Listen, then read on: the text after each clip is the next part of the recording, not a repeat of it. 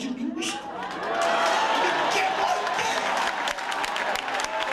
Virei pelo lado esquerdo. Falei, vou entrar pelo ciclo de oração. Que jeito. Não tinha murmuração. Elas estavam orando pelo pastor, pelo ministério, pelos missionários, para que Deus desse crescimento. Fui entrar no grupo de jovens. Os jovens tinham fome de Deus, buscavam batismo com o Espírito Santo e cura de vida. Rapaz, não dá. Aquela igrejinha é pequenina, mas é rodeada de unção, de fogo e de glória. Amados, todas as vezes que eu me lembro dessa história, lágrimas vêm aos meus olhos e meu espírito fica revoltado.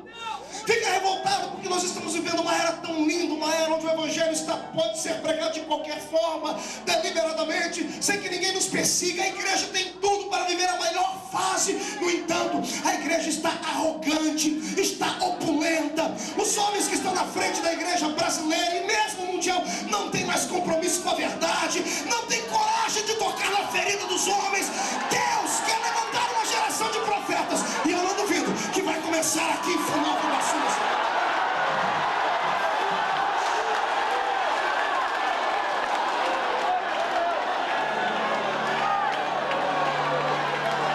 Não basta ter números, não basta ter aplausos dos homens, não basta ser reconhecido pelo governo, receber comendas. Esse não é o evangelho que Jesus disse. Jesus nunca disse: no mundo os homens vão bater nas suas costas e vão gostar do seu estilo de vida. Jesus nunca disse: olha, você vai receber comendas, você vai sair na primeira página do jornal recebendo uma coroa e aplausos dos homens dizendo: é o homem mais lindinho do mundo porque se converteu. Não, Jesus disse: no mundo tereis aflições. Eu me irrito quando vejo igrejas pregando o evangelho vazio de santidade, pessoas pregando um céu na terra, colocando Deus na parede, dizendo: se Ele é Deus, Ele é obrigado a dar. O infeliz que inventou isso tinha que tomar um cascudo, tinha que tomar um couro de vara.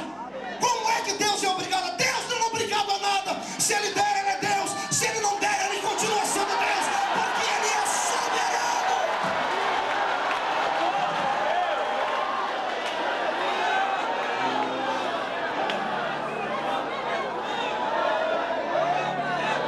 A nossa geração é capitalista. A reclamação feita por Jesus na Bíblia, e a seara é grande, são poucos ceifeiros, tem sido burlada. Burlada porque ninguém mais é consagrado porque tem unção, porque tem chamada. É consagrado porque tem um costa quente do seu lado, porque o seu dízimo é alto, porque tem um anel de formatura, porque é belo. O infeliz chegou ontem só porque foi ex qualquer coisa. Ele é ex-parente do homem que abriu a porta para descer a atriz que fez o filme O Vento Levou, de 1 milhão de anos atrás.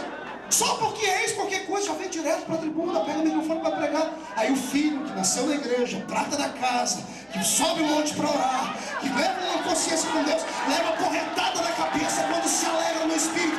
Está na hora de mudarmos essa situação, mas isso só mudará quando um tempo de avivamento descer sobre a igreja. Quem concorda comigo, tire o pé do chão para adorar.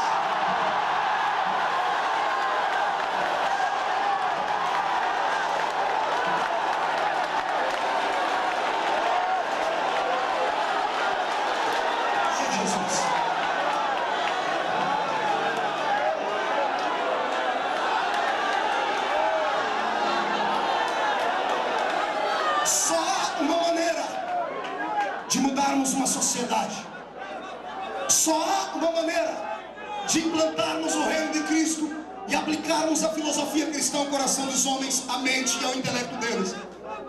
Isso é feito, sim, com conhecimento.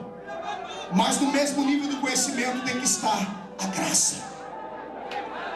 Conhecimento é teologia, estudo, escrito, livros, anel de formatura. Graça é intimidade, joelho no chão, línguas estranhas, visão profética, palavra profética, espiritualidade aguçada. Está entendendo isso? Se você quer fazer a diferença neste século, não basta ser o bambambam da igreja. Você tem que ser alguém que queira nadar contra a correnteza. Para ser usado por Deus, você tem que aprender a andar na contramão da vida. Para aprender a ser usado por Deus, você tem que estar preparado para apanhar, dar a cara para bater, para ser rejeitado. Senão você nunca será um homem e uma mulher preparado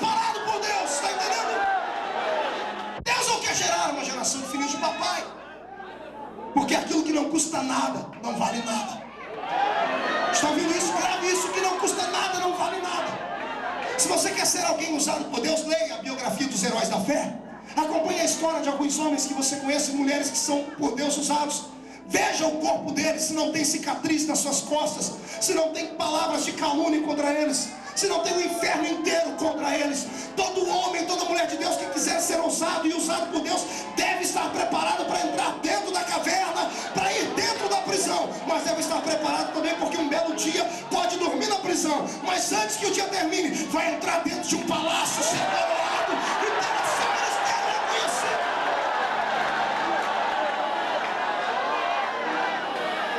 Estamos num impasse. 1 milhão de habitantes, um baixinho de 1,5 metro e 12 homens só vivendo da filosofia cristã. Paulo olha para eles e faz uma pergunta: querem conhecer ele? Querem conhecer o Espírito Santo? Porque ele pode mudar a nossa vida. Os 12 concordam, queremos. Como é que a gente faz? Onde é que a gente vai para conhecer ele? Aqui mesmo. Eu não tenho que ir lá dentro da igreja. Não, aqui mesmo.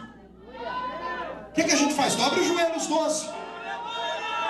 E aí Paulo faz uma coisa que todo crente cheio do Espírito Santo deveria fazer todos os dias: e repartir a experiência que tem, liberar a unção que está dentro de você. Amado, um homem e uma mulher cheio do Espírito Santo, ele é uma ogiva nuclear condensada. O poder que você vê acontecer na igreja é pequenino diante daquilo que pode acontecer. Eu provo isso usando Atos capítulo 2. Eram quase 120. No dia de Pentecostes, 2 milhões de judeus dentro daquela festa, 14 nações representadas debaixo do sol. Era tanta gente, 2 milhões de judeus dentro de Jerusalém, fazendo festa, cantando, bailando, dançando, cambiando, vendendo, orando, consagrando, sacrificando. E um grupo de quase 120 trancado dentro de uma casa. Quando Deus liberou uma unção sobre eles, a casa ficou pequena para eles. Como é que você acha que os homens viram e falaram que eles estavam bêbados? Eles ficaram tão cheios que aquela casa não coube a unção. Eles tiveram que abrir janela e porta.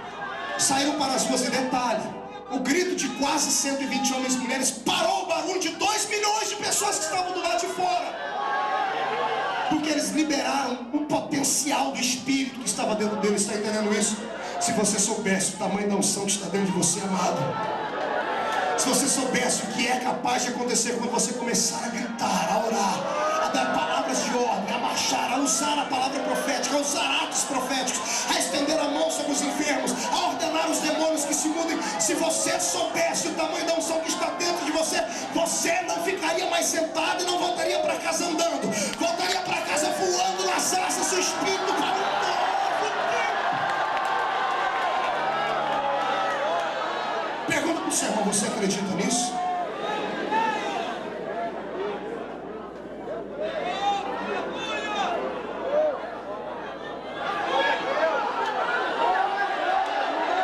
Jesus mudou o seu tempo. O que hoje a igreja do mundo, na revista Veja da edição de 100 anos, saiu uma reportagem sobre os pentecostais dizendo que nós somos 500 milhão de pentecostais no mundo. 500 milhão. Então, se a notícia diz isso, é porque nós somos muito mais do que isso. Coloque aí 1 bilhão de pentecostais. 1 bilhão. 1 bilhão de homens e mulheres cheios do Espírito Santo, fora as demais denominações que não são pentecostais, mas que são salvos, porque têm compromisso com Deus. Pegue tudo isso aí, nós vamos ter aí uma boa parte da humanidade salva. E nós não conseguimos mudar o rumo do mundo. Paulo sozinho mudou o rumo da Ásia. Está me ouvindo? Não tinha avião, não tinha televisão nem internet. Ah, pastor, mas o mundo da época dele era pequeno. É claro, em proporção sim. Mas o que aquele homem fez sozinho, entrando dentro de barco, subindo no lombo de cavalos, pregando nas ruas, nos areópagos, indo diante dos homens grandes, o que ele fez sozinho? Sabe por quê? 2 coisas: ou é mentira, um homem cheio do Espírito Santo não pode fazer nada, ou a segunda coisa, nós colocamos na cabeça que temos, achamos que somos cheios do Espírito Santo, somos iguais a mendigos. A gente se conforma com migalhas, com moedinhas que caem. Estamos num culto, Jesus manda uma fagulhinha, o povo vira, estou cheio. No domingo. Domingo à noite. Segunda-feira, 7 da manhã, acabou tudo.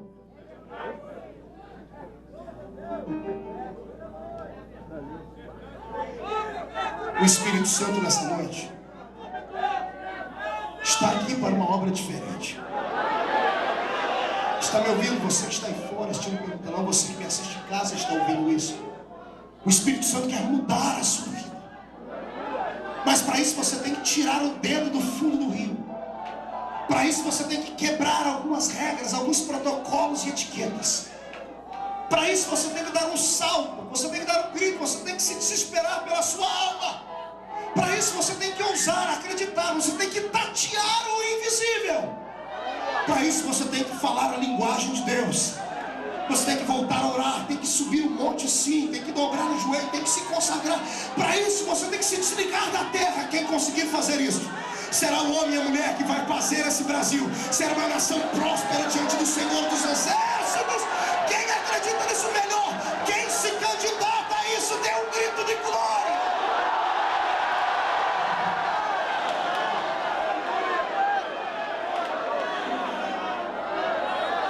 Sabe qual é o nosso problema? Nosso problema é que a gente só sabe criticar e murmurar. A gente só sabe se olhar e falar, nossa, está tudo ruim, a igreja está isso, está uma desgraça. Ninguém se atreve a entrar no Santo dos Santos. Por que é que você acha que Jesus me deu esse ministério que Ele me deu? Porque eu sou bonitinho? Eu tenho espelho em casa. Porque eu tenho uma estrela na testa? Porque eu tenho alguém influente por trás de mim que me projetou? Porque eu ousei sonhar e acreditar. E sempre fui valente. Valente não significa que você é poderoso. Valente significa que mesmo sendo fraco, você tem coragem de lutar pelos seus sonhos. Um dia eu estava quase arrogante, pastor Marco. Estava batendo o peito dizendo assim, Jesus, eu devo ser lindo, devo ser especial. Rapaz novo, com 26 anos de idade, eu já tinha pregado em 20 países do mundo. Hoje, com 32, já estamos em mais de 53 países. Brasil, todos os dias pregando. Eu cheguei a conclusão, mas eu sou especial. Deus disse, me deu um puxão de orelha e disse, filho, não. Você representa o meu desespero. Eu falei, não entendi isso. O senhor disse, quem olhar para você vai ver que eu sou um Deus desesperado. Eu falei, por que, senhor? Todo mundo vai olhar para você, vai ver. Se eu uso você, eu posso usar qualquer um. Se eu entrei dentro da Vila Tatu, te peguei debaixo da saia da sua mãe, de uma igrejinha pobre onde todo mundo cortava cana, sem esperança de futuro, sem dinheiro, sem nada, e fiz o que fiz, imagino que eu posso fazer com qualquer um desses que tem um pouquinho mais de condições. Ei, o céu é o limite para aqueles que querem uma vida diferente. Você tem duas opções essa noite: voltar para casa, pegar os pavãozinhos, a dona Pavoa, sentar na mesa do café da noite agora, na sopinha, dizendo assim, olha que culto lindo. Poxa, que maravilha, como fala aquele menino. Olha. E amanhã você voltar a levar uma vida comum, rotineira, corriqueira, vazia de Deus, arriscando a sua salvação todos os dias. Alguns, se chegarem no céu, vão chegar cheirando fumaça, com o pé lá no inferno, vem por graça. Ou você pode ser uma pessoa que hoje, pelo menos hoje, vai entrar dentro de casa e dizer assim, hoje eu não durmo enquanto Deus não me der algo novo. Alguém que tenha coragem de peitar Deus. Nesse tipo de desafio eu aprovo. Esse tipo de desafio eu assino embaixo. Você chega e fala, Deus, o Senhor é Deus mesmo, prova, me usa. Isso eu aprovo. Se o Senhor é Deus, eu quero que o Senhor me usar, mas igual usa aquele. Não, aquele é pequeno. Eu quero que o Senhor me use mais do que ele. Eu te desafio a me usar. Irmão, você vai fazer Deus arregaçar a manga da cabeça dele. Deus vai olhar para você e vai dizer, eu vou te provar como é que eu faço. Sai da frente, Satanás! Estamos em guerra!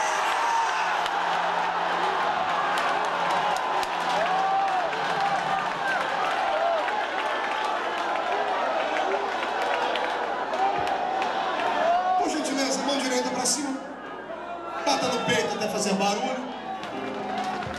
Só hoje, olhe por cima, olhe para o irmão do seu lado e diz assim, eu não sei você, Mas eu estou acreditando que eu posso ser diferente. Diga o seu irmão, a partir de hoje, Satanás vai sofrer nas minhas mãos, porque eu vou deixar Jesus me usar. Fala, Senhor, eu vou destravar a bomba toda que está dentro de mim, e não deixa isso.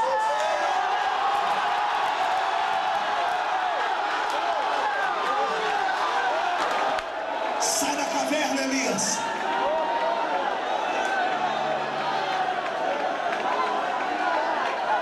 Cego de Jericó, grita mais alto. A mulher do fluxo de sangue quebra as leis, quebra as regras, atravessa a multidão, toca nele, faz algo diferente.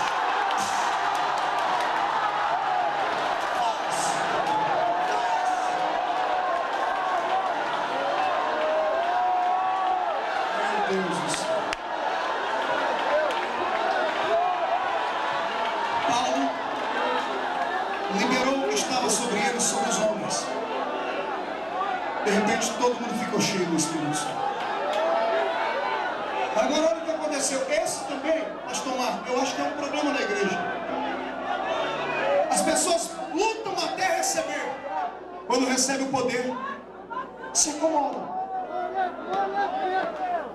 Eu imagino os 12 levantando e falando em línguas e batendo as mãos e pisando firme. Vamos fazer um culto agora. Lá na igreja, Paulo, no meio da rua. Aí eu aplico a história paralela a essa. A história paralela a essa diz que Paulo, no dia em que orou por esses 12 homens, havia no centro de Éfeso uma apresentação de bruxos, uma apresentação de feitiçarias. Era uma espécie de show de magia. Éfeso também era uma capital de ocultismo. Paulo chama ele, junto com ele, os 12. 12 mais 1, que número é? Que número é? Todo mundo tem medo do número 13, porque acha que é azar. É azar para Satanás. Jesus também era 1 mais 12, 13. 13 homens que viraram o mundo de perna para o ar. Paulo pegou os 12 e foi para o centro de Éfeso. A história diz que haviam 200 mil pessoas num show de magia. Pessoas olhando para frente, vendo os mágicos tirarem coelhos de cartola, elefante andar com um pezinho só, dançar balé, flutuar, levitar, trazer figuras de demônios, coisas assim. Os homens chupando picolé, comendo o seu algodão doce, fazendo aquilo, e de repente Paulo com os 12 do lado de cá disse assim: vamos começar um culto aqui. A história diz que Paulo começou a pregar e os irmãos falaram para eles, o que a gente faz, Paulo? Paulo disse assim: só sinta. Eu prego, e o que eu prego vai treinar o vosso espírito. E quando vocês sentirem Deus, deixa Deus tocar vocês. 13 homens e um destino. Ficaram tão cheios naquela tarde, começaram a orar em línguas. Os 13 aqui, cheios, começou a chamar a atenção das pessoas que estavam ali já tediosas. O povo já estava entediado com aquele show, que todo ano era a mesma coisa. Deixa eu dizer uma coisa: o mundo está um tédio.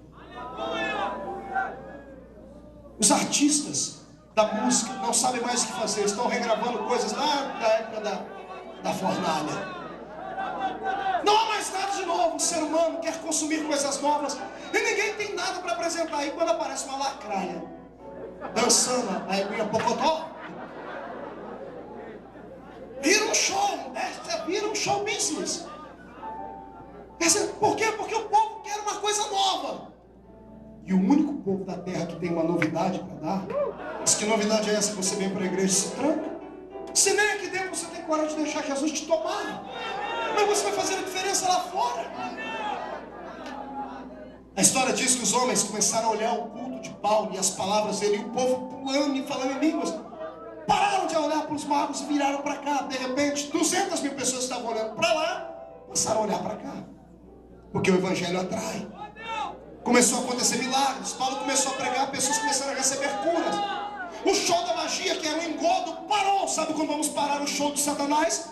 Sabe quando vamos bloquear o engodo dele? Quando nós mostrarmos ao mundo que nós temos poder e autoridade. Eu estou cansado de aos domingos ler na segunda-feira no jornal ou ver qualquer coisa assim, que um espiritualista, um gnosticista, um catimbozeiro, um pai, uma mãe de chiqueiro foi na televisão e conversou com o morto, e que recebeu um livro, e que psicografou uma mensagem, e que fez um milagre com o espírito do Dr. Fritz. Eu estou cansado disso. Estou cansado de ver Satanás na mídia, e a gente só aparece na mídia quando é uma desgraça. Pastor roubou, pastor adulterou, igreja fez isso, aí aparecemos na mídia.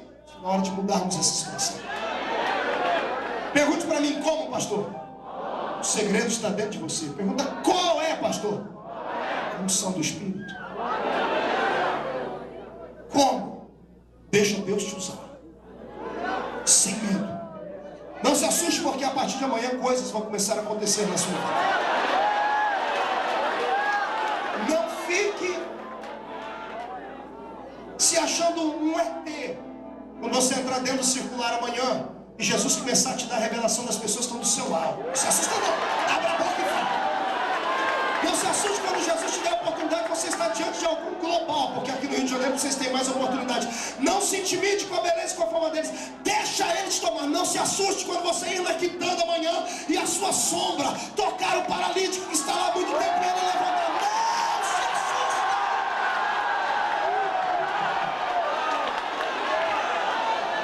Você quer isso?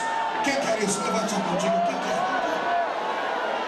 Então, em nome de Jesus, recebe esta palavra profética agora. Você não é mais o mesmo. A glória de Deus vai te acompanhar. Deus vai fazer um rebuliço por onde você passar a partir de agora. Se você crê nisso, pegue e feche a sua mão, dê um salto para cima e glorifica.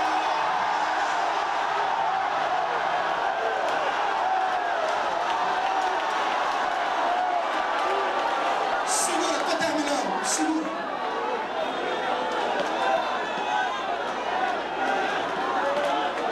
Como a gente diz lá no interior de São Paulo, aquele culto de Paulo mais os 12 versus os 200 mil,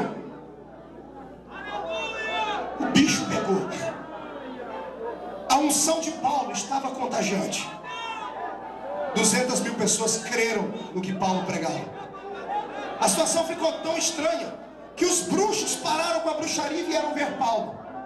A história diz que o líder dos bruxos daquela cidade rompeu a multidão para ver o que é que estava acontecendo do outro lado. E quando ele chegou do outro lado, ele viu Paulo pregar. Ficou irado. Ele desafiou Paulo, pobrezinho dele, desafiar o Deus verdadeiro. E o Deus de Paulo respondeu por fogo.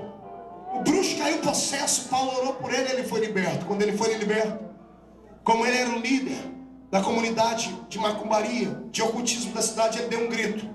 Eu quero que tragam aqui agora no centro de Éfeso todos os livros de feitiçaria, todas as fórmulas de encanto. Isso está em Atos capítulo 19, leia em casa, você vai ver. Traga os livros de macumbaria, traga tudo. Vamos queimar em praça pública, porque o único Deus verdadeiro é o Deus que está dentro desse baixinho de 1,5 metro aqui.